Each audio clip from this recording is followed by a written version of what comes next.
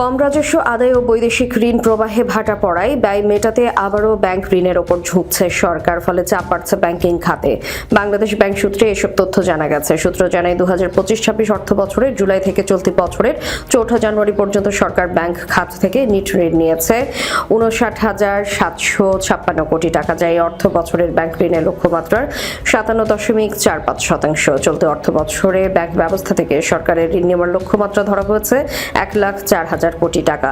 অর্থ বছরের প্রথম 6 মাসের এই অর্ধেকের বেশি ঋণ নেওয়া হয়ে গেছে। চলতি অর্থ বছরের প্রথম 6 মাস 4 দিনে সরকার যে পরিমাণ ঋণ নিয়েছে তা 2024-25 অর্থ বছরের একই সময়ের তুলনায় প্রায় 619% বেশি।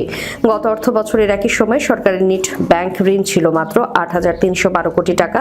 যদিও চলতি অর্থ বছরের 30 অক্টোবর পর্যন্ত সরকারের ব্যাংক ঋণ 503 কোটি টাকা কমেছিল। কেন্দ্রীয় ব্যাংকের তথ্য অনুযায়ী গত অর্থ বছরের 30 জুন শেষে বাণিজ্যিক ব্যাংকগুলো থেকে সরকারের মোট ঋণের স্থিতিশীল ছিল 4,52,481 কোটি টাকা। চলতি অর্থ বছরের 4 জানুয়ারি পর্যন্ত তা বেড়ে দাঁড়িয়েছে 4,88,232 কোটি টাকায়। অর্থাৎ 6 মাস 4 দিনে বাণিজ্যিক ব্যাংক থেকে সরকার নিট ঋণ বেড়েছে 35,750 কোটি টাকা।